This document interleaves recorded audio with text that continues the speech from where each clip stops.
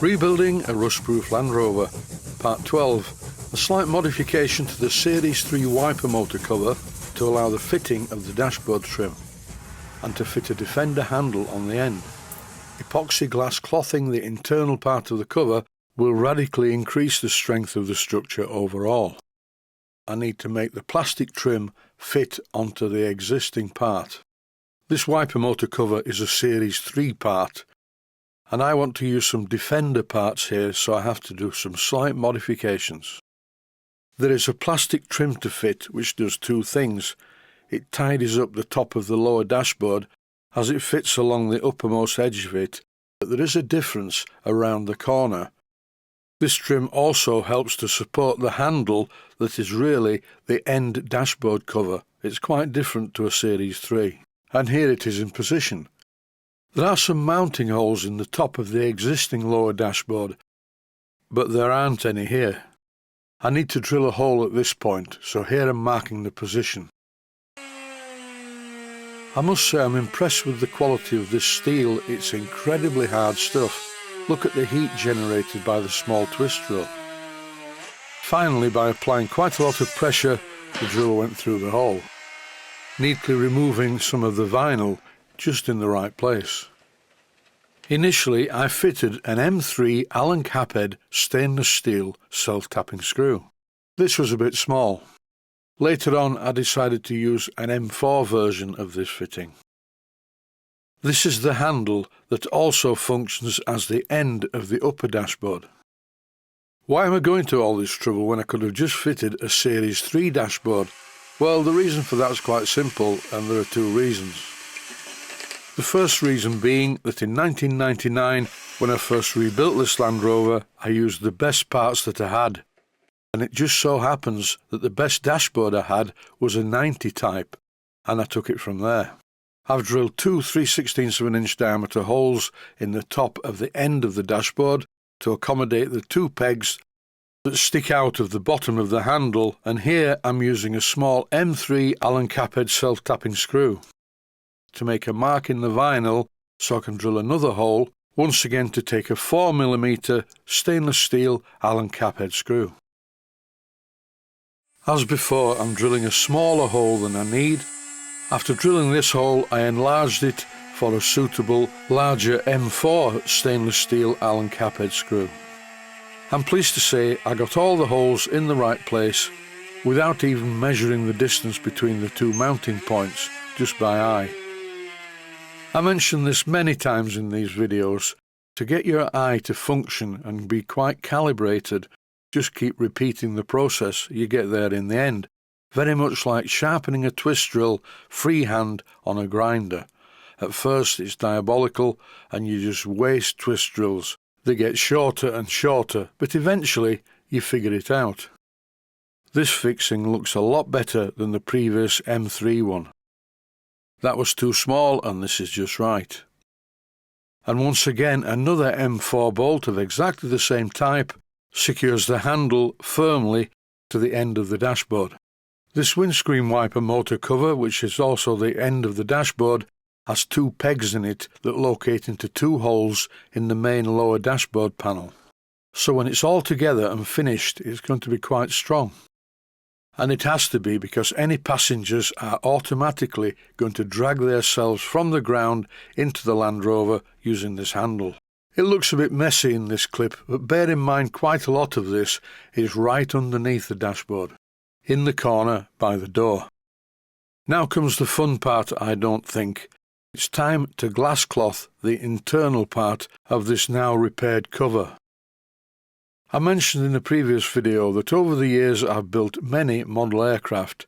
When I used to build radio-controlled model aircraft, I used glass cloth and epoxy resin quite a lot, and I used to use this system for things like skinning wings and reinforcing parts of balsa wood model aircraft. But nothing was quite like this. It's really difficult if you use one big piece of glass cloth. It is for me anyway. I find it almost impossible, because the part is concave.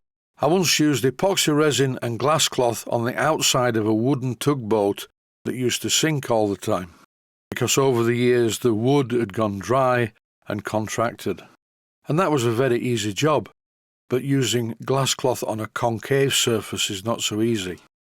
I'm going to use lots of smaller pieces, and eventually they will all be stuck together by this epoxy resin. The first thing to do is to mix equal parts of the resin, and I'm using a small bowl left by my daughter when they came to visit. Suddenly my little granddaughter is almost 3 and has outgrown small plastic bowls and uses normal plates like everyone else. I'd like to mention that I haven't watched any videos about actually doing this sort of thing. I prefer to learn as I go on. By just doing the job, what's the worst thing? I'm going to end up with a load of very sticky glass cloth that I can throw in the bin, then I'll start again.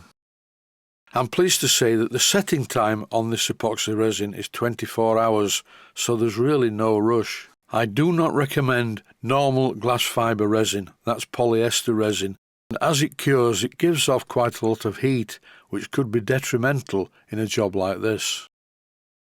This epoxy resin does not get hot as it cures. This job took quite a while. I coated the part with epoxy resin first, and the glass cloth stuck to this very well. I pushed it into position with more resin with the small brush. I also used the end of a toothbrush for pressing stubborn pieces of glass cloth into where I wanted them to go rather than where the glass cloth wanted to go. Working with this stuff is a bit of a strange concept because the whole thing is now full of liquid, and if I tip it, as you can see, the liquid starts to run to the lowest point. So before leaving it, I made sure it was perfectly level. I really am no expert at this whatsoever. If you need to find more details, I'm sure there are thousands of videos on YouTube that show you how to do it better than I'm doing. Finally, the job was complete, and 24 hours later I come back to look at the result, and it's really impressive. This epoxy resin is crafting epoxy resin, and it's very clear. I can see through it, and it's extremely hard, and the whole structure is really strong now. Even though I cut out all the rusty metal and put new metal in place, it was still a bit flexible, but it isn't now. It's so strong I think I could probably stand on this, but I'll give that a miss. Health and safety warning: when handling epoxy glass parts, don't forget some of the edges are razor sharp. Be careful. I went round and trimmed off all the sharp edges, so now there's no chance of being cut by them. This plastic piece is just to tidy up the job at the top where the wiper motor parts come through. Time now to paint this top part, and I haven't bothered rubbing it down too much because it matches the rest of the top of the dashboard, which I painted using Hammerite Smooth-Right satin black paint. This plastic fitting came out of a military Defender Land Rover, and as such it had some green paint on it, nothing new there. So I'm giving it a quick blow over with some Tigris satin black. That's it for this one. The dashboard components are almost complete, ready to assemble. Stay safe, stay healthy, thanks for watching, and I hope you found it useful. Please take the time to visit my Mainstream Models website and click on the section of the website that says Video Playlists. And by doing that, you can find other videos that you may like to watch. And by using the playlists, you can actually watch the videos back to back.